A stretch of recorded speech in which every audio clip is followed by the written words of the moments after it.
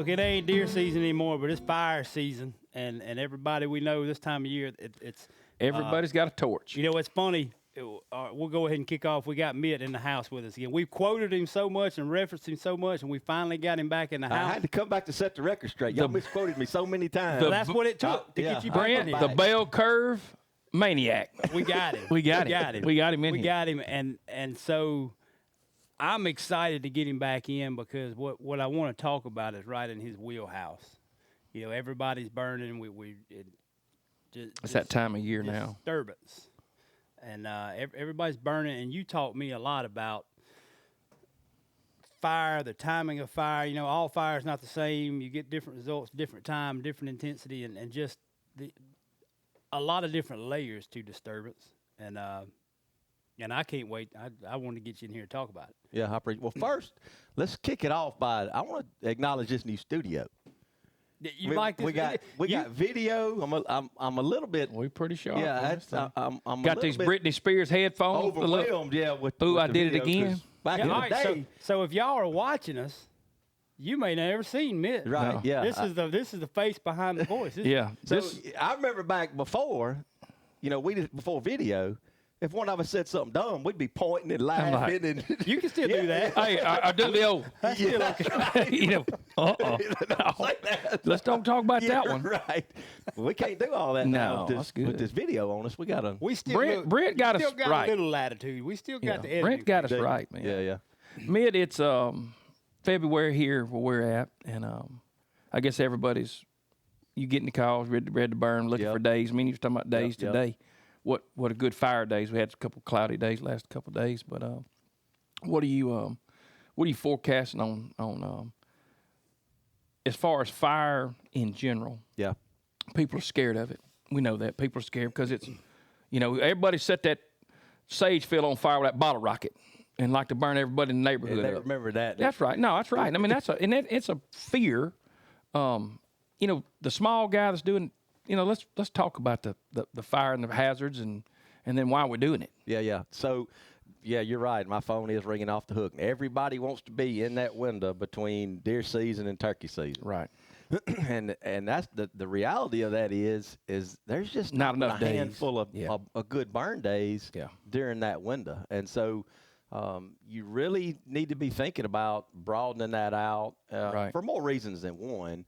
And it, we started this year on a couple of landowners that were done deer hunting. They were, look, I'm through. I'll let you burn it in January. And that's awesome. And so when you get a little extra burning days in January, and y'all know January has some cold, high pressure, great burning days, and we had a few landowners that allowed us to take advantage of that. And those fires don't seem to get as crazy January and those, first part of February. You get a little touchy. Gets in April. Well, you start getting up in these 70 and 80 degree days that the conditions are pretty volatile. Then you gotta. It's all about the technique, and you can monitor the temperature of the fire. Well, I think me and you proved that we'd always used to get nervous about killing these trees, killing these pines. Ain't happening, is it? No.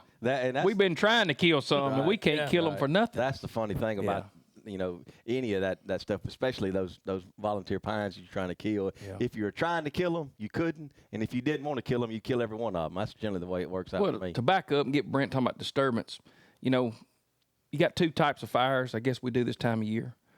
Maybe a late site prep fire if you got some maybe trying to plant some trees, but they half butt. Most time it's piles, but understory fires and pines and native grass. I mean, that's kind of what your PO is, right, as far as burning.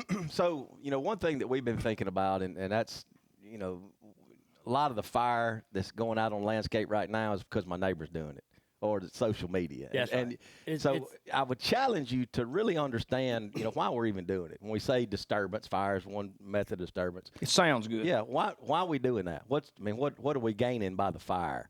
That's a good jumping off point because I hear people say sometimes after a fire it's so open and I made it so open. Right. Yeah. That ain't really the end game. What you trying to do? Yeah, that's not the end game.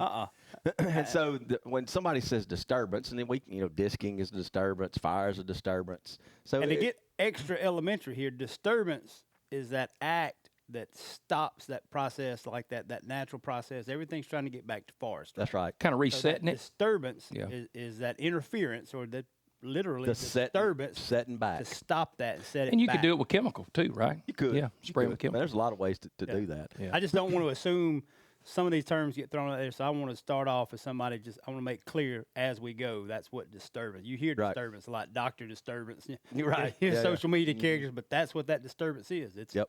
It's you're stopping, you're backing up and setting this habitat of this land back. Right. Yeah. So I was, flipping through some social media the other day, and of course, every post that comes across on my feed is something about burning or something like that. And we'll hit to this again later, but Mitt is the Mid-South Resource Management. That's right. Yep. And so we'll talk about that when appropriate. But yeah, Mid-South Resource Management and then Wildlife Investments and the way those two complement each other. Yeah. We'll talk about that. But on the prescribed fire, when we talk about disturbance, the reason I think it's valid to at least consider a larger window of time and not just February is because the timing of the disturbance is just as important as the method. And so what you're trying to do is develop a different plant community than what you have right now. And so as you move into, think about, and we've talked about this before, but think about a 3 to 5 year old cutover. All right, so it's starting to have some forbs. It may have some, stems of some regrowth of some woody species coming back. Yeah. Put a fire across it, then it sets it back. Now I'm back to, annuals and my perennial grasses starting to come back up, and the young forbs and tender forbs starting to come back. That's the disturbance that we're talking about. And so now he's not talking about burning a 3-year-old planted pine cutover. He's talking about a natural. That's right. He's talking about just something that left. Old field. That's right. Example. Old field, or a lot of people aren't planting pine trees back. Yeah, that's right. And they are going with that fire. They're trying to get as much grass as they can. So I just want my listeners to say, hey, that's good. We ain't letting no 3-year-old pines on fire. Unless you got some long leaf, you that's don't right. You don't need to turn that loose. Correct. But the point I was wanting to make is the timing of that burn or disking is directly correlated to the type of plant species you'll get back. So said a different way, a February burn is going to give you a different plant community than a June burn. Correct. And so you can see that once you start paying attention on the cause and effect of what we're going after and really understanding the plant community that we're wanting to foster and the ones that we're wanting to discourage, then we can start making our timing and the types of disturbance to discourage the ones that we don't want and encourage the ones that we do want. And we got a lot bigger window than just February to do that. Yeah. That's the real take-home message on that. And I think so. I think I think it caught us this year with our pants down as far as we didn't have any acorns. We had going off 2 droughts locally. So as far as native browse, I wish I would have burned 4 more places that I didn't last year. These are those years where you don't want to be dependent on that food plot or that mass crop. Ain't no question. And if you've got a burning regimen where you're encouraging some natives, and you've got that early succession, because another misconception is early succession or cutover or thickets is not just bedding. There's a it's very important. Natural perception that it's just bedding cover. You talk about cover, but a lot of people don't understand. There's a lot of forbs in there that's a big part of that deer's diet. Yeah. And in a year like this, where maybe acres were down, food plots were way behind because it was dry, that becomes critical. Look, me and Bronson had that conversation this evening while we, y'all was going over your stuff, and he asked me what I thought about the antlers, the size of the antlers on a lot of the places that we manage and our personal places, and you didn't have a shooter. Yeah. We had 7,000 acres. My neighbors and everybody around us is kind of in our cooperative. Yep. None of us had shooters, and all of us let these 4 and 5 year olds go. Where did they go? They didn't get any bigger. But and that common factor that all of us had was all that drought. Yeah. And we didn't have enough native browse. And I had soybeans. You learn something every year. If you wake up in the morning and say, "No, I know everything," you're gonna be hard to deal with. But I learned. I know some of them people. I do too. I learned that soybeans ain't everything. They can't just eat soybeans. I had more soybeans around me than I said, "Man, I'm in." Deer never got any bigger. So that showed me, and Bronson, we talked, you talked to him, and you just tell him, "Hey, man, this is what I think," and he'll bounce it back. And he said the same thing. At natural browse, it just didn't. that plant just didn't come back after they eat them. They just didn't have any rain. Right. We were bad off deficit, 25 inches probably? I don't It was know a the lot. number, but it was a lot. Dry. It's 2 years. It's still dry. dry. It's still dry in the woods. It's still dry. 2 years. But I can tell you this, I won't get caught again. Yeah. Well, the As native, soon as the I'm native burning. plants are so much more resilient than anything that we could plant in the food plots. Yes. And so, and when you think about tonnage per acre compared to the 2, 3, 4, 5 acres of food plots that we planted versus the rest of the landscape, I mean, it's no comparison. close. No, Yeah, look, not you even close. could just burn 15, 20 acres and look at the food Right, in the forest. that we didn't do. Right. Look at the fire, what that fire does. Hey, these California wildfires, getting that litter down, getting that. I mean, that's a you're hitting on a sensitive topic there because when you start talking about these wildfires, the only defense against a wildfire is a control fire. Ain't no question. I mean, that's I've said it all the time. Yeah, that's right. Our buddies in California, they've forgotten that, and they got a little reminder here, and it's unfortunate. And it's terrible. Terrible they had to get that way. But Right. look, even in the South, if you let a pine stand get out of hand, and you start getting, that thing will get out of hand And as it's far as volatile. fire, Yeah. and it's volatile. Right. But the stands that you burn for people, and you burn them every 2 years, 3 years, sometimes 5 years rotation, whatever Right. they got you on. So much easier to burn. Yeah, no doubt. Do you not agree? Yeah, 100%. So easy to burn. 100%. So, we talked about and we're picking on fire right now and how it's not always, you can't always correlate a fire with the native browse that we're talking about. Doesn't always work. A good example would be that switchgrass area that I have at the farm. Yeah. You can burn it. And matter of fact, the more you burn it, the more thicker it gets. Grass-centric it goes. Yeah. And so when we start talking about the disturbance, and it's got no food value. It's great bedding, habitat. Turkey. Great thermals. Basically turkey. monoculture, though. Right? It's a monoculture grass stand. And I did that on purpose. I wish I'd have done it a little bit different now, but I was so intimidated by the prairie because the prairie wants to go back to trees. It wants to go back to green ash. It wants to go back to a woody species. So that hot fire keeps all that stuff out of there. That's right. So I switchgrass, intentionally overseeded it with the switchgrass to make sure I had enough fuel, but I overcompensated, and now I've got a monoculture. What's ratings? We learned them both on ratings. See, I like mine thick, and you hate yours. Well, it's just but it doesn't have the different things, diversity that I'm looking for, and so thinking about the spirit of disturbance is going into what I'm thinking I'm do this year. Not do the whole thing, but do it in kind of patches. Maybe some summertime disking. Yeah. That will discourage that the grass stuff up. and encourage Some the forbs. That's Yeah. right. Maybe some growing season burns because there's still a lot of thick thatch out there even after the switchgrass comes back for the summer. And so maybe I can do a in season To kill some of that stuff. Well, my experience is you're not hardly going to kill the switchgrass, It's pretty but you tough. can set it back and make it thinner and discourage that thick growth that you get if you don't do any of the summertime disturbance. It's a fine line. You like burn. one of these. You like one of these places it's got that stuff. But I'm gonna tell you, if you don't have enough in it, That's a you great see what point. it did that third year. Here come them shrubs. On the flip side of that, what Chris is talking about, I might have to put a mulcher in if you it. don't have, I would say 30% grass, generally you're not going to have enough You're gonna to lose carry a fire. And so that You will sweet lose it. spot's at Yep. 40 to 60% grass and the rest forbs. And so, when you think about maintaining it in that window, if it starts going a little bit too grass heavy, then we can cut our burn rotations back. Don't burn quite as frequent. Yeah. If we start getting too much forb-centric, like if ragweed's starting to take over, we're starting to lose some of our grass. Yeah. We can increase our burn rotation to encourage more grass. And so it's really a game time decision year to year, just to say blindly that I'm gonna burn every year or I'm on a 2-year rotation. It may work out that way, but really you need to have some eyeballs on that to make a game time decision. It's year tough. after year. I remember that one stand that you planted.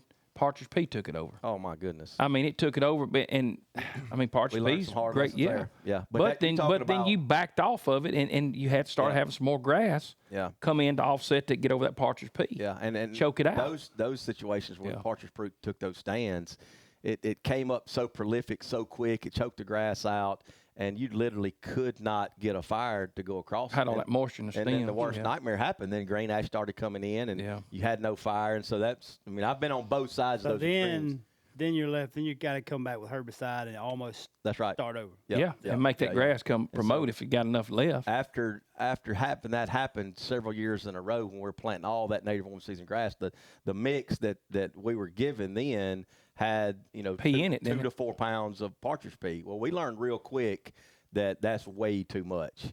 And so I was didn't know. Yeah, coming off the heels of that, I was so sensitive about not enough grass in the prairie. I overcompensated on my play. I fixed that, yeah. But a lot of that CP38 mix for the bobwhite quail. So we had to use that mixture, but yeah. we've since, we've learned the error of our ways, and we've adjusted that. So, but I tell you, but it hadn't been bad now. I mean, that's been a productive, right. area of the farm and all. I mean, deer laying in there. I get on his tail about it. He wants it perfect. There's no perfect stand in this business. You're right. I mean, it's. Yep. It's just a constant. It's constant. It's you're moving and. Mitt said it as good as anybody. You got to be a student of your place. Yeah. And constantly watching. Because and it's just so many. It's constantly changing. It's constant. Look, diversity rolls off your tongue, but if you just think about it, that's what you want anyway. That's exactly right. That's right. At the end of the day, we want this, want this, and when we bundle it all together, when you get it right where you want it, you start all over trying to fix it. Yeah. And then you do it because you love it. Yeah. I mean, that's the thing. But getting back on burning, the benefits, Mitt, the benefits of burning for wildlife. Yeah. Okay? Let's get timber out of the way because, I mean, fire can stunt trees, fire can kill trees, fire can do a lot of things. But the effect for the wildlife, for the regrowth is phenomenal. I mean, correct? Yep. I mean, you've always said you'd rather run a pine stand than you do anything. Yeah. Well, the pine stand, we've got tools to manage it where everybody loves some hardwood. Everybody loves it. But from a wildlife standpoint, I mean, it's probably some of the worst habitat that we have when you look at it over 365 days a year. Well, the deer and turkeys, they need more habitat than just from the time acres start dropping until deer season's over. What about this year when you have any acres? And so what about the rest of the year? Yeah. So that's why I love a pine stand. But when you think about fire and that disturbance that we're talking about, really it's just a way to put sunlight on the ground. All right, and so just going out there with a drip torch and burning your pine stand, you may not be accomplishing anything. If your crown's not. That's right. So somebody made that point in the comments, either on Wildlife Investments or Mid-South post. I saw that. Somebody made that point. But people will burn, like you was talking about, Brent, they'll burn an 8-10-year-old stand. Hey, man, look how pretty it is. I said, man, it looks good. If you don't have a hole in the canopy. I said, let me know what it looks like in a month. He said, what do you mean? I said, it's going to look the same as it did. It's going to be pine needles. Yeah, that's right. And they, until they get it thin, they can't see it to understand. Well, the intention of it is not to open it up and make it a desert. Yeah. It's not to open it. And you got to open the canopy. I get phone calls about, hey, I need you to come out here and look at my stand. I'd like to schedule a prescribed fire, and I'll go out there and look. I don't like talking people out of, $35 doing business with me. Yeah. But I'll tell them is, look, I'd be happy to do a prescribed fire here, but understanding your objectives from a wildlife habitat standpoint, we're not going to accomplish anything until we get to stand. The first thing that needs to come in here is as a timber crew. Yeah. We need to take some pines out so we can some sunlight on the ground, and then our fire will absolutely do exactly what you're wanting to do. And what's tough in the area that we're in, and I guess it's a lot of areas if you start looking at some of the stuff, timber market, the pine pulpwood market. So you're seeing stands of timber. We used to thin pine pulpwood at 10 and 12 years old. So then they put a 16-year-old minimum around here locally, a mill around here, which has kind of got the stronghold on everybody. So then if you don't get it thin, it gets to be 20, 25. So you can run a fire very easily through them.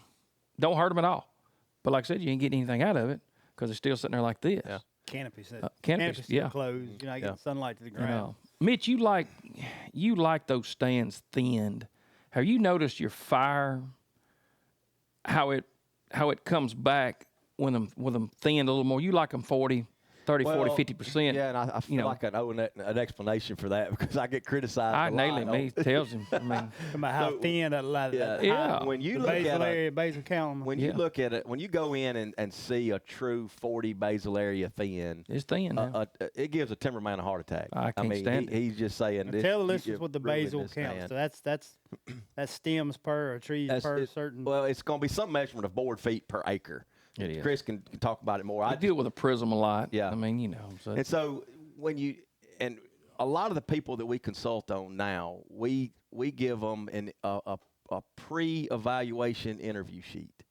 And what we're trying to do is we want to understand more about their property and want to understand more about their objectives. What they want. Very informative. Yeah. And so in one part of the survey, we have, rank from 1 to 10 the importance. It'd be aesthetics, timber value, deer, turkey, return on investment, deer, turkey, quail, small game, and they'll rate them 1 to 10. And if you could put our average demographic of who is hiring us, you wouldn't believe how low a ranking timber value is. It's really incredible. Well, it used to be the king. But it had to be the king because when 30 years ago, when our dads were coming up, when they bought a tract of land, the land had to pay for itself. Correct. The timber had to pay for the land. The row crop had to pay for the land. The cattle had to pay for the land. Yeah. That's not the case anymore. No. What we're seeing now is recreational. The accountant in town, he makes his money in town. Yep. The investment that he's made is the recreational investment. Yeah. And what we're seeing is the market is saying and affirming in that, hey, the recreational value is beating the socks off of timber value. And Chris, you know that better than anybody. And so what they're learning is, look, timber is almost getting in my way. It's impeding me from my goals. It is when you can't market it. 100%. Didn't used to be that way. I've got 40 acres of unthinned pines. It's a biological desert. On almost every track you got. You can't beg somebody to come cut the timber. No. And so I've said this all along. I mean, you've talked about it. Anything under 60 acres of pine plantation, unless there's a logger beside you cutting on another track, if you get lucky and get him. And get him to come over there or give it to him or whatever, you're not going to thin it. Yeah. And all these people that ran and planted these little small patches, fields, I'm going to plant half of it in pine, half of it in food plot. You ain't never going to get them thin. Right. Yeah. And so that. Stack them up and burn them. We say all that. Yeah, we've done that. Or hack and squirt them. So we say all that to come back to the 40 basal area. And so when you take them down that low, and then Chris can talk a lot more about the timber side of it, are we giving up some timber value over the life of that tract of timber? Absolutely we are. But what we're doing is we're mitigating the risk that I can't get a logger back to do it. So when we get them there, you're taking that second thinning out. Far enough down to where the crown, I'm still going to have sunlight getting to the ground. And that's really our goal. Because we set them up, we set these trees up, so we planted 600, just say roughly 600 trees at the acre. So we go in there and thin them the first time, whether they're 14, 16, 18, whatever. Yeah. You're taking 40% of the stand out. So they were set up in 7 to 8 year increments. So we thin one stand at 15, okay? 8 more years, 23, we come in there and we thin it again. 8 more years, you're clear cutting at 31, 32. Okay, that's the way we, in our minds. And you could make a phone call and have somebody scheduled to do it. Yeah, love it. I got clientele now that's been looking for 3, 4, 5 years. Can't get anybody to do it. Can't beg somebody to do it. So what he's saying is, and it gets back to the disturbance and the basal area, because that'll lose a lot of people. Basal area, So I like to tell them percentages. So if we take, everybody knows this, if you got 10 trees and you take 4 of them out, you got 6 left. Okay, so 40%, 6. But in your mind, you can understand those trees are planted. Percentage standpoint. That's right. So, but within 3-4 years, they're right back together. So what Mitt's saying, instead of that second thinning, he's taking enough out of that first thinning that swaps that second thinning. So for the next 16 years, on paper, you don't have to cut them at 32. Right. I mean, Max Shen Lumber Company grows them to 75. Right. Barge Lumber Company grows them to 50. I mean, so you ain't got to. That's not a set. And you're seeing people now, Georgia Quail Farm, They're getting them thin. I was going to say, if you want a visual of this basal area we're talking about, you think about a Georgia or South Carolina area that's quail farm. For quail, where you see big pole-looking pine timber that's far apart, and you got grass growing up. That's right. Sage grass, for lack of a better term, the general term in it. That's the visual, sort of what we're talking about. You know, and I'll try to come up with some pictures on some comparisons. Bronson's got some really good ones of a 40, 60, and 80 basal area that we can give to y'all's producer, and they can maybe tie it into this video clip. Send it to him. Send it to him. If we can get him on the phone. That's right. So he's a hard guy to get in touch with. Sometimes he is. Yeah.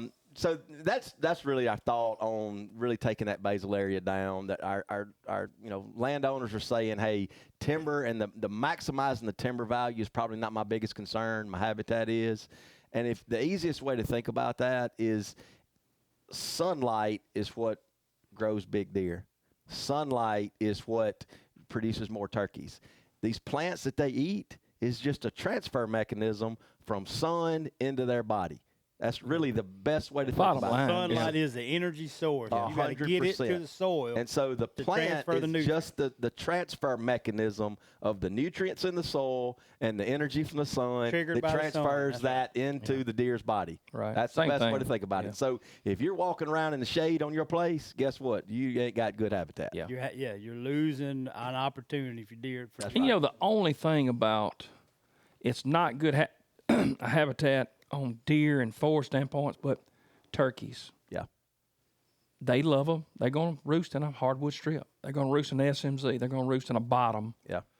That's like that. Yeah. It's open, Well, a lot of those SMZs bring a couple of things together. Turkeys like for roost or SMZ because there's water. Turkey loves to roost over water anyway. So you end up with hardwoods left on water. And they like the lateral limbs. Yeah. We talked about that. Well, and you're forcing them into that SMZ also, because too, those two things. Don't take what we're talking about right now as we're hating on hardwoods, because the hardwood is a very important component of a turkey's life cycle. And you're talking about 365. No question. And the proof's in the pudding.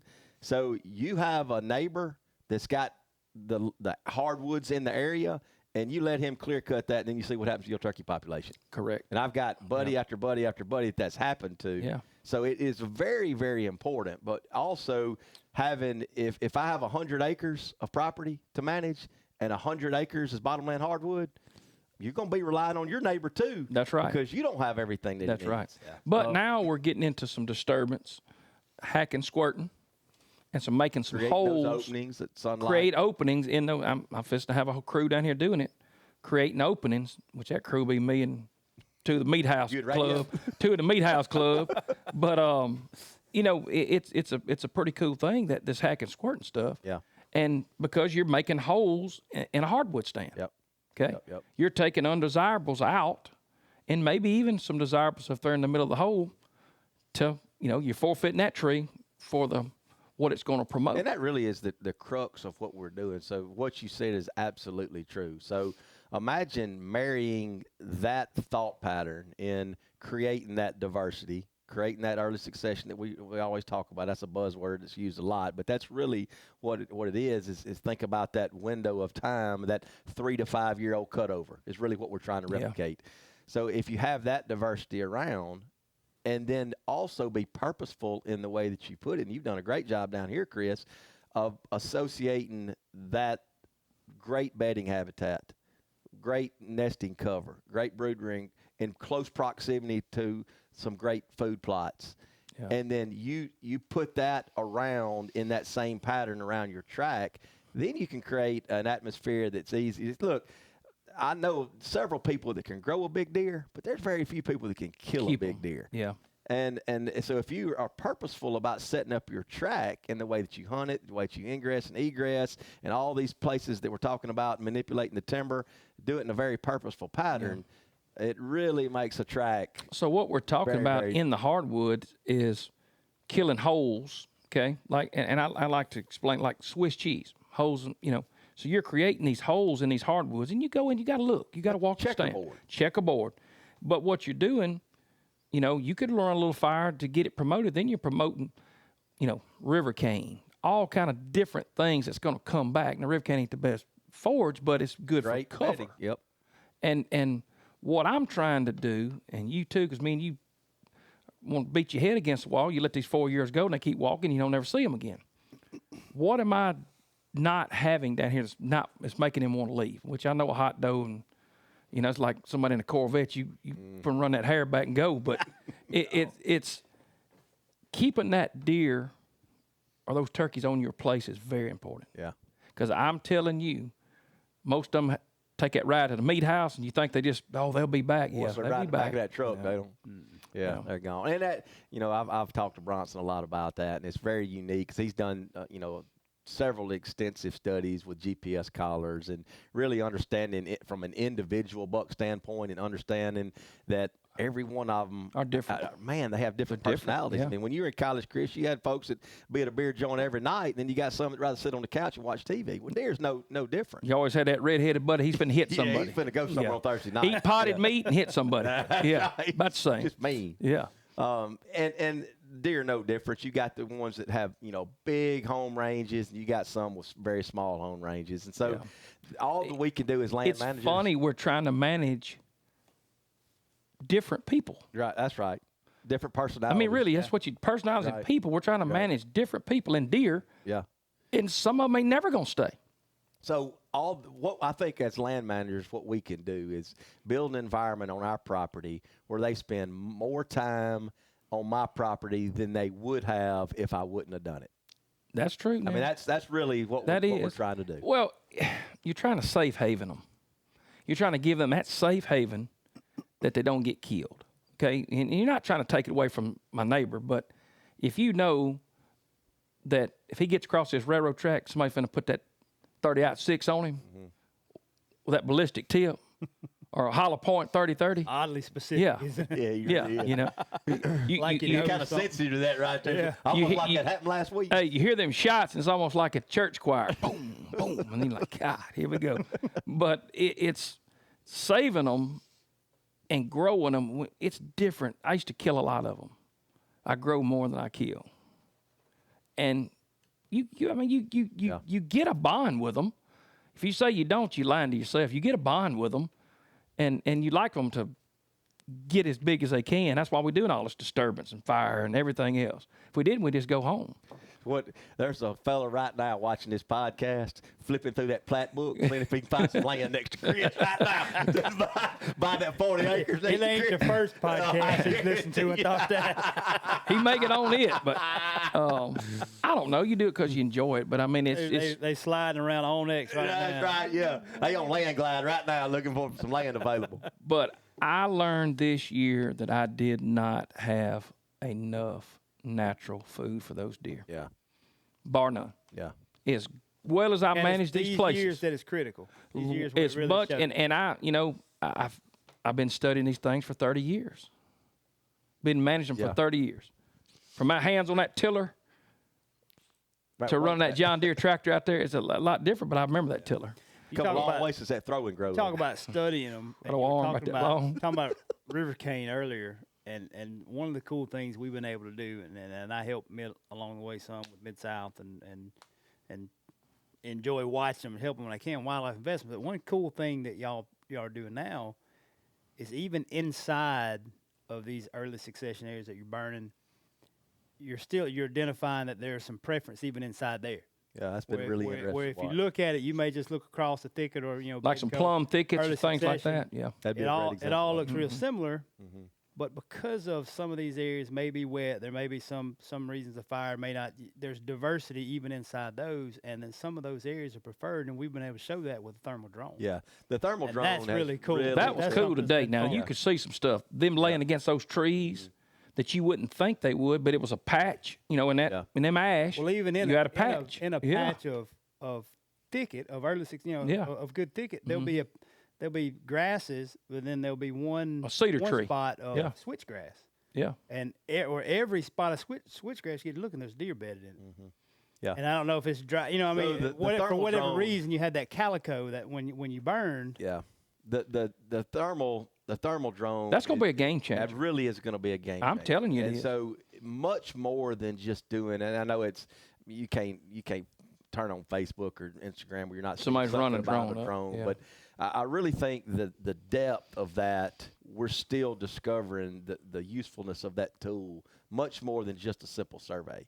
But the way that those deer are going to relate to the different habitat types. They can't hide from that thermal, man. Well, I mean, that really shows what they prefer. It shows preference. Well, and that's a land manager can glean a lot. No doubt.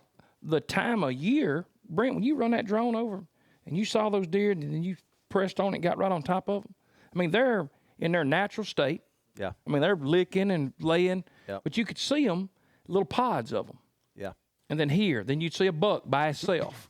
You know, And now so, we've always said that. Hey, a lot of times those bucks want to be by themselves. Look, I ran over a spot of hardwoods with a thermal, and there were 6 or 7 deer bedded, and they were spread out 50, 60 yards apart over about 8 acres of this hardwood. It was just strange because you don't think about it, and that supports some of what that collar studies show about bedding areas. It's not that they all stack up in a thickened bed. Mm-hmm.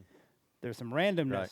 That's why I wanted to do these random holes, because if you make them, you do got that buck that wants to be by itself, that 5-year. We've seen that when these bucks get 4, 5, 6 years old, a lot of times they don't want to be around the group. Yeah.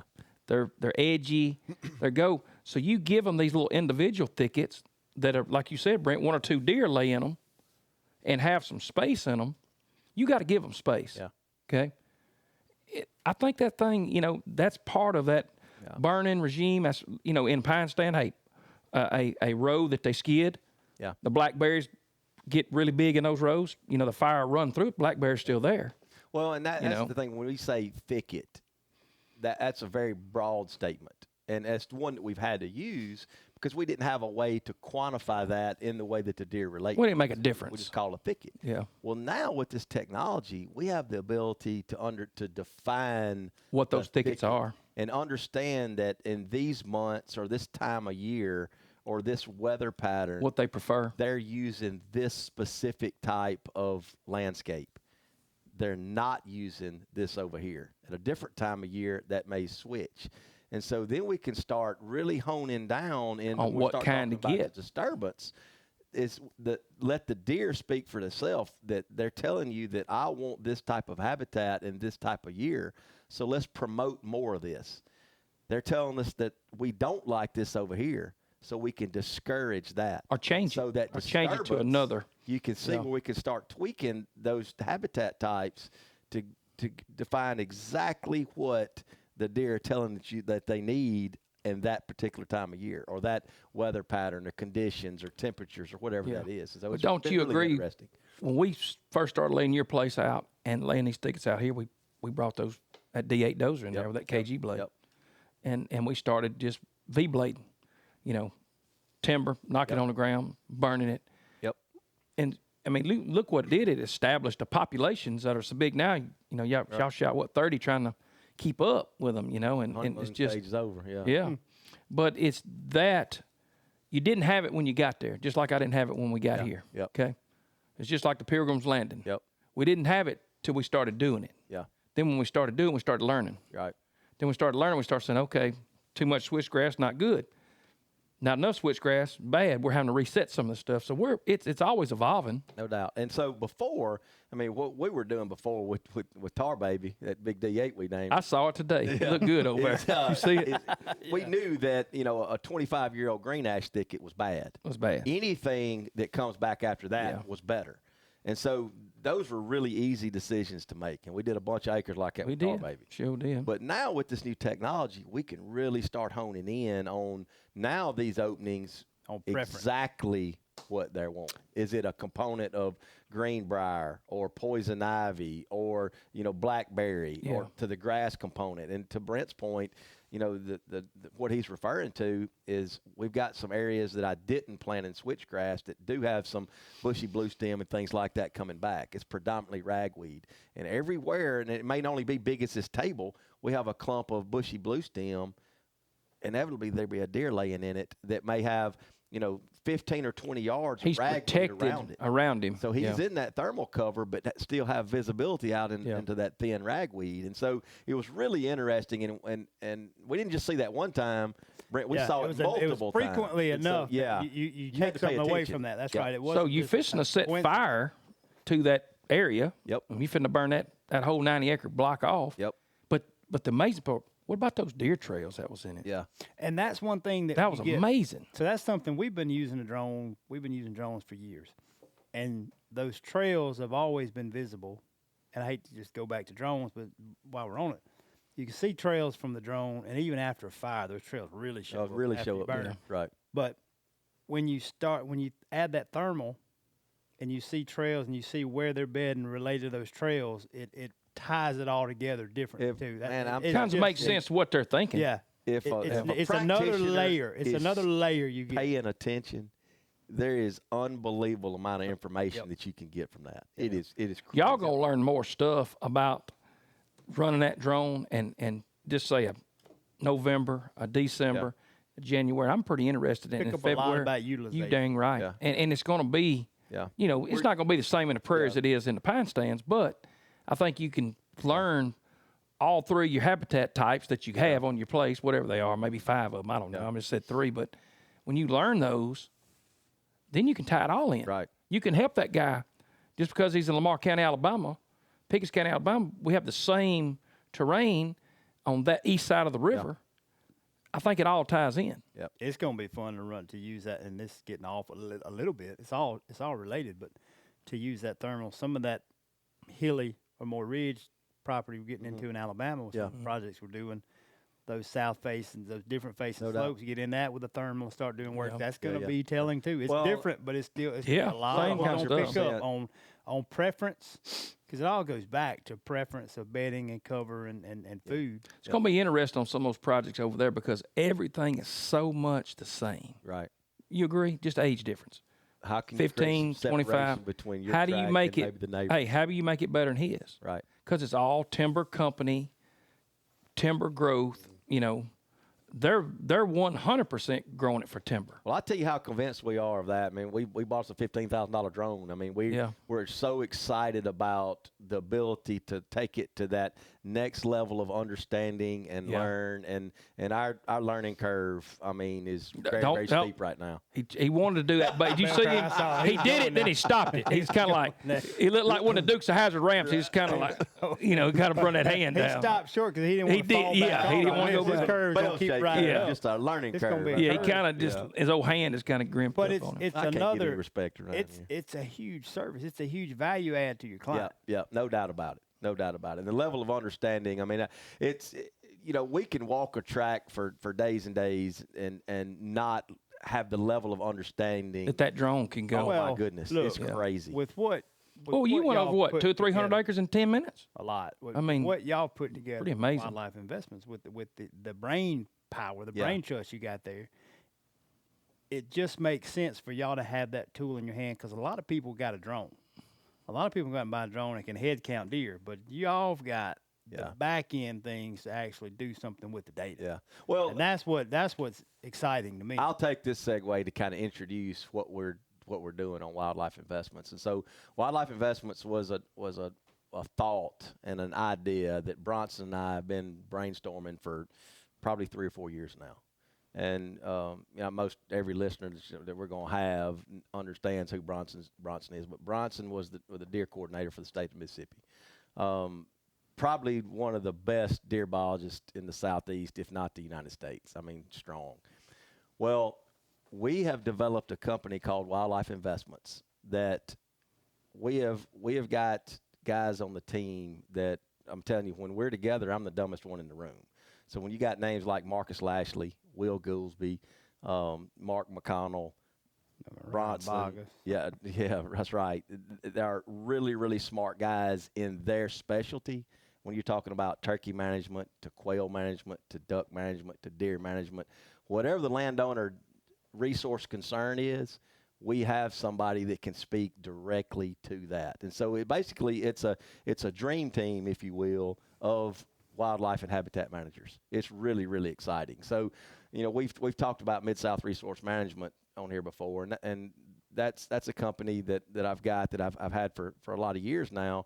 we concentrate on prescribed fire, herbicide applications. We do some land development, some yellow iron. That's right, yellow iron, things like that. So if you'll think about Mid-South Resource Management doing the work from the neck down, Wildlife Investments is the company that does the work from the neck up. I mean, they're the ones that are walking your property with you, giving you ideas, layout designs, helping they're the consultants everybody else is quoting. Well, and that's a good point, Brandon. That was part of the energy around the idea of doing that, because look, there's a lot of good wildlife consultants out there. I'm not taking anything away from anybody, but most of them, and I'm a crop consultant. I'm a crop consultant by trade. All right, and so I've made a living of taking the researchers' information and data and disseminating that to my clients. I'm basically the conduit between the researchers and my growers. And making them a better yield. And making them a better yield, making them more profitable. Well, the wildlife consultants are no different. They're taking the information that Will Goolsby, Marcus Lashley, that they research. Bronson Strickland have put out there, and they're bringing it to the individual landowner. They've been doing that for years. Yep. Doing a great job doing that. Well, the idea that we had is, look, why have that opportunity just secondhand? Why don't we give the landowners the ability to get that information firsthand instead of having to research it and look through, That's right. So that was the idea was then born for because a lot of people can read it, but until they see it, messed up in translation. Good point. Or That's getting right. a bad consultant. That's right. until you show them what to do, most people ain't gonna know what to do. Yeah. They need somebody to show them why you're doing it. Yeah. So, and we've got several services that we offer from a consulting standpoint. But really, the wildlife investments, we want to take a very analytical and scientific approach to wildlife management, but make it digestible and understandable for the common landowner. That's really the goal of what you're trying to do. And so we're really excited about that, and we're getting a lot of burning. A lot of burning. Yeah. A lot of burning. That's really the big thing that's going now. Yeah. But we're excited about that opportunity. It's going to be a lot of fun. So stay tuned to that. But it's fun to watch. That idea, from we want to make sure that we're stay on the cutting edge and being out front on these new ideas and concepts. And that was one of the driving forces to the thermal drone that we purchased. There's a lot of people, like you said, there's a lot of people out there that invested in a drone that are doing deer recovery and maybe some surveys. But we really want to understand from an analytical standpoint what we can use that data to make management decisions. Yeah. I can get a survey, but what am I going to do with it? Yeah. It's no good to me unless I can make a management decision based on information. And there's so many other variables than just how many. It's how many, but it's where were they? Right. And were they there? What So there's a lot more. There's a lot more layers. No doubt. Mitt, are you seeing, and I am seeing this, are you seeing a lot of people are burning in the fall now? You notice that? That's been real popular. They're burning, and a lot of it, the forestry commissions are doing it, and the associations are doing it because so unpredictable. Like you was talking about the number of days you have in February before nesting, bird nesting. They don't really, what's that date? 15th April? Something like that. You don't want to burn after that, something like that. But they're burning in the fall. Now, it looks like Goose's hat band, but it's getting it done. You just got to look at a black burn over there, and you sitting there, and you got to look at it all winter. You got to look at it all winter. Denuded area. But I'll tell you what. I'll really give the wildlife guys credit for really bringing that growing season and fall burn more to light. Because you're seeing a bunch of it now. Somewhat of an untraditional. Oh, it was a no-no back burn. in. Right, now, when I first started burning 20-something years ago, that's right. You didn't burn in the fall unless you was burning site prep. Yep. And the reason I think that it's becoming more and more popular, people are understanding the purpose of the fire and the purpose of that disturbance like we're talking about. And so when you get those growing season fires and those early fall fires, we can get much more mortality from maybe some woody species than we would ever get. Killing some of that gum back. Absolutely. And even those blackberry that are done died and you got the skeletons there, they're tough. Yep. They're tough. They need to be reset. A lot of times it's dry. If you got a wetter site, That's right. Hey, you can burn. That's the only time you get in there. That's right. Because a fall burn, a lot of those, we know this, a loblolly pine is borderline wetland. Right. I mean, he'll grow in the wet ground. But a lot of them stand brand, a lot of them that we hunt, like, several of our places that we turkey hunt, we're walking in water in the plantation. Start naming them. No, I didn't name them. You see it kind of. Yeah, this is where we used to hit that donkey. Hey, you see me put my hand behind my other hand. I did like that. I give him that old number 5. That's right. Yeah, back in the day, we'd hit the donkey on him right there. Man. I'm trying to find it. But people are seeing that, hey, I'm going to give up this winter on this 25 or 40 acres because the benefit's going to bring me in the spring. Yeah, right. Well, we had that conversation, that burning. Yeah. So it's funny, and I've well, you burned the whole place, and I was like, what the? Right. And then, hey, look, the neighbor killed a 168, and I thought, yeah, here you go, let's burn every fall. Yeah. Let's burn every fall, man. That's good stuff. He didn't back off on you, did he? To that point, and I got mixed emotions about that because my job. But you had to set it back. Carry the drip torch. Well, in that case, you're right. I had opportunity, and I didn't want to lose that opportunity. But we've got one client that Moriah has made a recent site visit, and he was putting together our burn plan for 2025. And he showed it to me. I think it's probably even before the landowner got it. But I think we may have burned, maybe a couple hundred acres. I don't know the exact number, a couple hundred acres. Well, from a prescribed fire guy, I want to go in there and get that 200 acres and get it in one day and be gone. Well, Moriah had that thing broke up in 50 to 75 acre blocks. Every 2 weeks. Near about. One in February, one in June, and one in August. And so from a prescribed fire guy standpoint, man, I was just rolling my eyes. But from a wildlife management standpoint, it made perfect sense. Dynamite. Yeah, made perfect sense. Because, just think about the diversity that I'm going to have from my plant community of what's going to come back behind a February burn versus a June burn versus an August burn. Right. And being very intentional about that. So that's some really fun things. But and it would have created that would create sort of some perpetual diversity, right? No doubt. You've got that different. But that needs planning. That needs planning by everybody. Because here's what Mitt was thinking. Yellow iron moving 3 times instead of 1 time. That's right. Yeah. And 50 acres instead of, you could use the same amount of time resources burning that 40 as you would if you'd burnt the whole block together. Right. Yep. And that's something that we've understood that I really think, and I'm going to pick on the timber industry a little bit right here. But, some of the foresters, and Chris is better than any forester I've ever met, but understanding the desire of the landowners supersedes timber value or the top-end management. Because the way that if Chris had a client that said, all right, this 100 acres, Chris, I want you to grow me the pine trees that's going to give me the most return on in my investment. He's going to manage that pine thicket differently than if the landowner says, Chris, I want as many turkeys and deer on this place as I possibly can. That's 2 different management approaches. So I think that some of our old school foresters are missing the real value in what the landowner's telling them that, look, I care about the recreational value.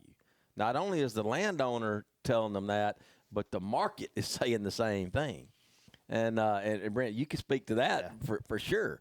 And so that's where I feel like there's an opportunity for that hybrid guy that understands the consequences of our decisions from a forestry standpoint and can tell me what I'm leaving on the table from a monetary standpoint if I manage my timber this way versus that way.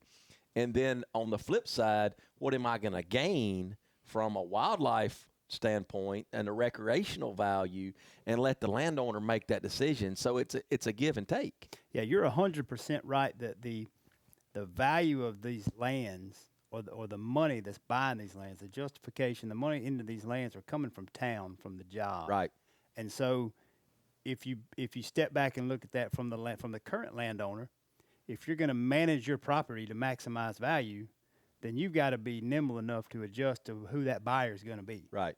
And that when you show a property, when I go out and show somebody a property that's got a good road system, access is good, and there's a plan, that property sells. That landowner who's buying, there's a lot of people buying land or first-time land buyers now.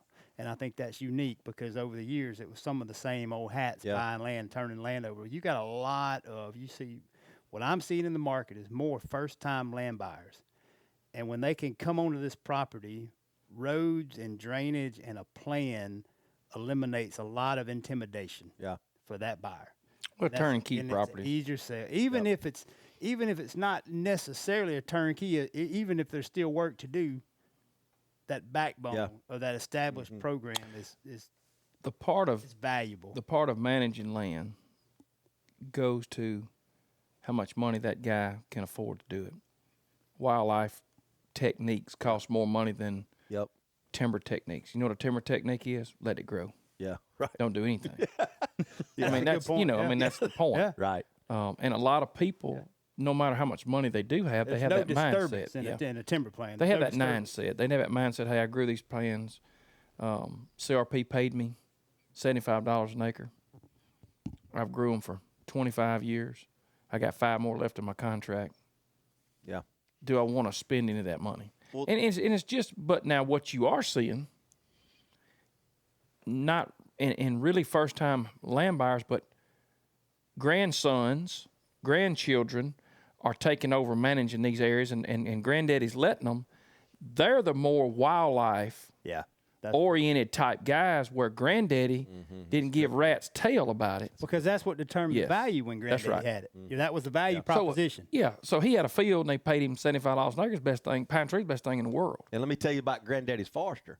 Granddaddy's forester had one thing on his mind. Cutting that timber. And it wasn't, growing that timber. Yeah. And the last thing on his mind was deer and turkeys. Yes. And so here's one thing that we have learned for sure is that if you're managing your land for maximum timber growth, you are leaving some opportunities on the table for recreational value. Correct.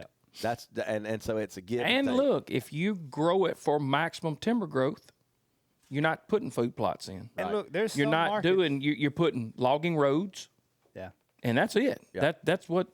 There's some markets, probably the further you get from population centers, where it doesn't apply, where that recreational value starts. It's probably comparable, maybe less than timber value in some places. But if you're close to a town, if you're close to a population center, that recreational value is going to outpace timber value. I don't know, Brent. I don't know of any places you can get as rural as you want to, and recreational land values are holding. But you got to understand something. Your land base in most areas where we live is timber company owned base. Right.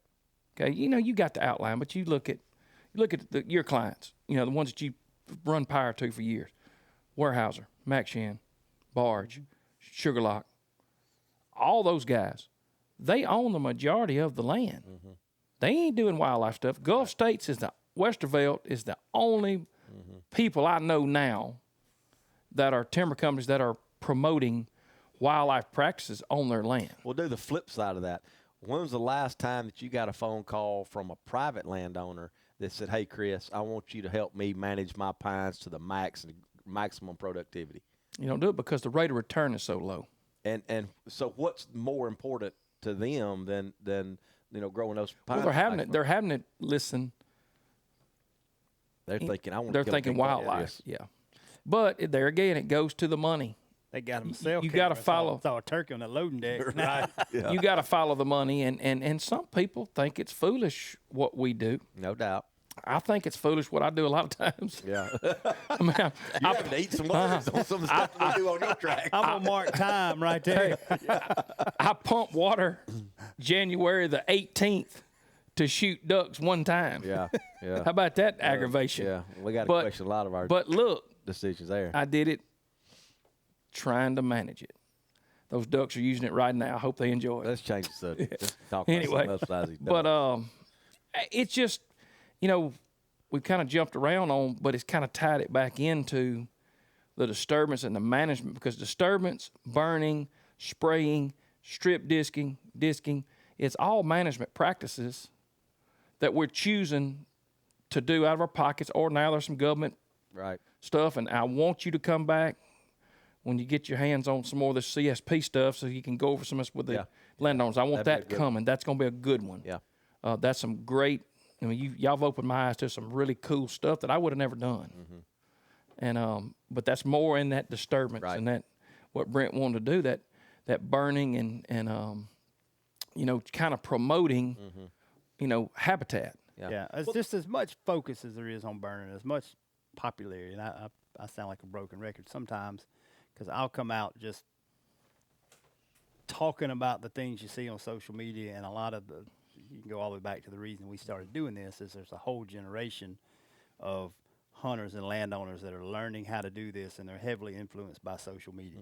So I knew that my buddy Mitt had some more information. You could go a little bit deeper on the timing and some more specific things on burning instead of just grabbing a drip torch and running it through your through your Well, there's place so every much year. to learn there, and there's so much depth in there. And so when somebody says, "I'm gonna do a prescribed fire," and you see that reel on Instagram, them dragging a drip torch. It's cool, yeah. That's surface level, and not that I'm not even pretending to understand all the different ways that we can, use fire to manipulate this habitat that we're trying to manage. But the depth of what's really going on and all the tools that we have access to. You could spend a lifetime learning all the effects of the disturbances that we do, and always trying to perfect that, to chase that. Yeah. What I'm trying to encourage, what I'm trying to discourage against the timings and the technique of my disturbance. There's so much depth there. It's a lot more than just prescribed fire. Well, and I even think that the techniques we use, whether it's disking, burning, spraying, you look at property today, all right? A lot of fescue, a lot of old pasture type stuff. Cedars, pasture stuff. All of that stuff, monoculture, not doing anything, beautiful to look at, manicured, pretty, not worth the flip for what the man's wanting to do. Right. Okay. These techniques that we're talking about today can be used. Look, you don't have to have a lot of money you can rent a tractor. You see people in the paper all the time, $75 an hour. Hey, hack and squirt. Look, I went to Harbor Freight, spray, $15 hatchet, good-looking belt. Yeah. I'm going to put me a belt buckle on because I think it looks cool. Right. I may wear a gold chain. I don't know yet, but I'm working on it. But that's pretty easy. Gold chain. I got 2 gold chains, but I believe one with a medallion. You tell me that ain't sharp. You don't wear that outside. No, Just inside. That's later in the day. Right. Twilight. But those are things that you can do every day. Yeah. People can do them. Right. A lot of our listeners that we know and they know who we're talking about, they do a lot of their own stuff, and that's cool. Yeah. That's a cool deal. Or you hire a guy like y'all, let y'all do it at a cheap price. You're right. Cheap, fast, and good. That's it. That's it. Pick which 2 you want. So we got Mitt in here talking about burning and disturbance, and we ended up talking about everything else. But it was great. We didn't get on midget wrestling. No, but that's one of my favorite topics. Yeah, we went. Yeah. You put a guy in a figure 4 leg lock. Yeah. And he's about that tall. When you're 3'6", yeah, it's tough. Yeah. Has a midget ever put you in a figure 4? I'll never admit, but probably. Okay. Yeah, probably. That's probably a good place to end right there. Yeah. You know what? Yeah, I'm going to say that. I got nothing to add to that. Well, I love y'all's new studio. There's a lot of technology in here that I'm a little intimidating. But I got a little editing to do. I'm telling you, look, when Brent brought these things in, I was so fired up. I went in Love's truck stop, and there was a truck driver wearing one getting a corn dog. And it didn't make me as pumped up as I was. I looked, he had that corn dog. He had that corn dog, and I was like, damn. I thought I was one of them. Yeah. But look, if they feel better. Right. Yeah. Good point. I can't win. You see what I'm up against? Oh, man. Yeah. All right. Next time. I don't know what we'll do next time. Look, we'll be in Nashville, though. We're going up to Nashville for NWTF. I think y'all going to be up there, too. We're going to be up there, we'll all too. be. Y'all, look, come to Nashville. We're going to put all our money together and buy half a booth. You know what? Matter of fact, I don't know if this will air before Nashville, but if we saw you in Nashville, good to see you. Yeah. We really appreciate that free. Chris is the one eating the corn dog. Right. Yeah, you can know it. At Love's. Right. Yeah. All right. Thank you, Mitt, for coming in. Yeah, man. I enjoyed it. So you enjoyed it. We'll see y'all.